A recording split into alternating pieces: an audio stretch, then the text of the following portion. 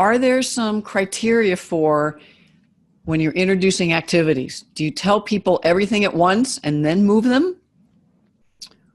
If you're moving people, or you tell them a piece, have them do a piece and then do a piece. And so I thought I'd answer that question.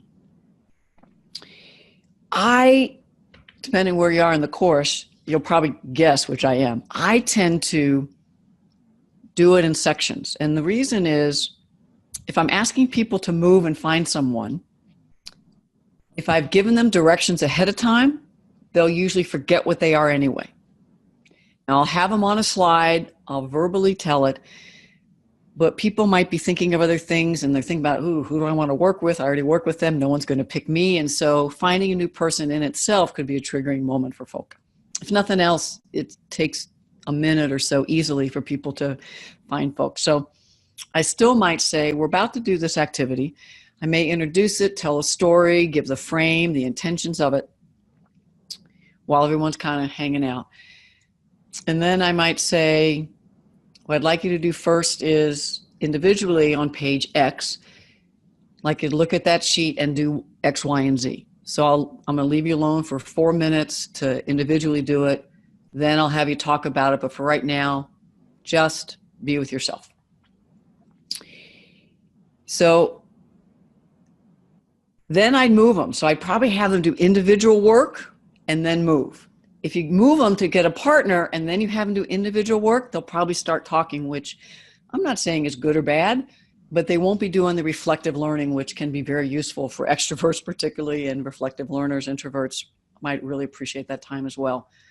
So for me, the rule is, if they're going to do reflection, do it where they are, and then say, now I'd like you to do is find somebody who.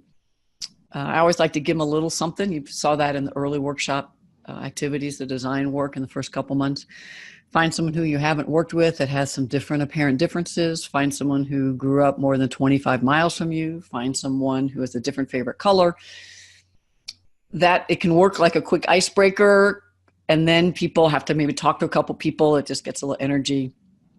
Have them then be with that person, and then I'll give them the instructions, and it might be the same instructions that were on the worksheet, but I have it either chart pad or on the screen. And then say, so I'd like you to do for about the next 3 or 4 minutes, each person share from the worksheet, what are 3 or 4 of these that you thought were pretty useful, you might want to use moving forward, and what are 2 or 3 that you want to add to your toolkit. I do that when I'm teaching pairs and engaging skills. So you give them the thing, have them talk, and then you come back and debrief. What did you find useful? What wasn't useful? Any insights? So all those models, particularly in the first couple months of how do you debrief activities, what was the impact of looking at this worksheet? What insights did you get? Which ones did you like? Any and all of that you would do. And then any other questions. How can you take this back to your work environment? How can you apply this? So that's what I would do when I'm introducing an activity. So I don't do it all at once. I make sure they have whatever materials they have before they move and say, you'll need this, you'll need a writing utensil, I need you to take your group identity cards and then take your packet. Half the room move, half the room can stay where you are, but find a new partner, all kinds of ways.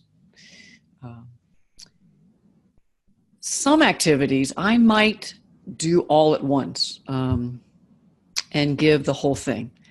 And that might be if I'm teaching, trying to reinforce skills. So we've already talked about, say, the skills to engage and respond in microaggressions. They've already thought about it. They've talked with a partner. I put them into a small group. They're choosing a microaggression, and then they're going to think about what are ways to respond. So I might have charted, here are the 5 things I want you to do in your small group. First is I want you to choose one of the microaggressions, a pretty common one, that you're then going to talk about what's the impact if nobody speaks up. And then given your group memberships, what could be, look back at the 2 pages you just worked in, what could be something you do. And so I want a facilitator in each small group. So right now, somebody raise your hand, you're willing to facilitate this. You're not teaching, you're just getting the conversation going and getting people involved, and you're working within the time frame. So every group has someone raise their hand. I say, so then your role is, you may want to say, so here's the situation. Everyone write down 2 or 3 ideas that could be useful, and then give them a minute or 2 to do that. and then hear them all out. So everybody just goes around and shares them, or you can have them write on paper and fold them up and then just pull them out and read them. But facilitators, small group facilitators, have them all out, all 15 of the ideas, 2 or 3 each, groups of 5. And then let's talk about pros and cons and why some of them might work, why some of them might not work. There's not a best answer, but facilitator talk about at least 5 of them and why and how they might be useful and what could be a downside of each one. Then I would say you're going to have 15 minutes to do this. And then I'd probably give them every 5 minutes. I say, it's been 5 minutes, you have 10 left. Been 5 more, you got 5 left. And and then I'd wander around and see how you're doing. I say, do y'all need more time? And they'll always say yes on an activity like this. And so I'll say, we're going to have 5 more minutes. So it'll be a total of 20. So you got 5 more minutes and then we're going to come back. So that's an example of how I'd give everything at once, very charted out, but always having a small group facilitator, timing, and then I'm wandering around because groups may get off and I may want to help them get back on target. So that would be my response to, what are your good practices? All at once, full process, or piece by piece on a need to know?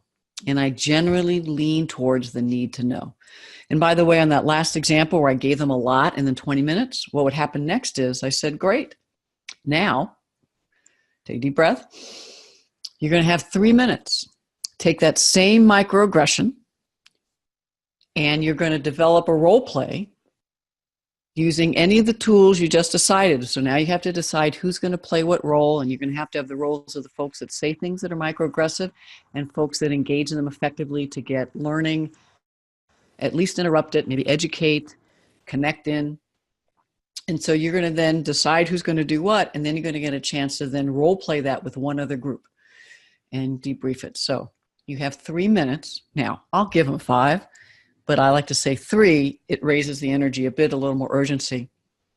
Everybody's got to be involved and develop a role play that stops at the conflict, but be ready to share at least one way to engage pretty effectively.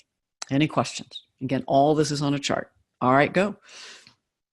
And I might even say, small group facilitator, just keep going and make sure the whole group kind of accomplishes the task.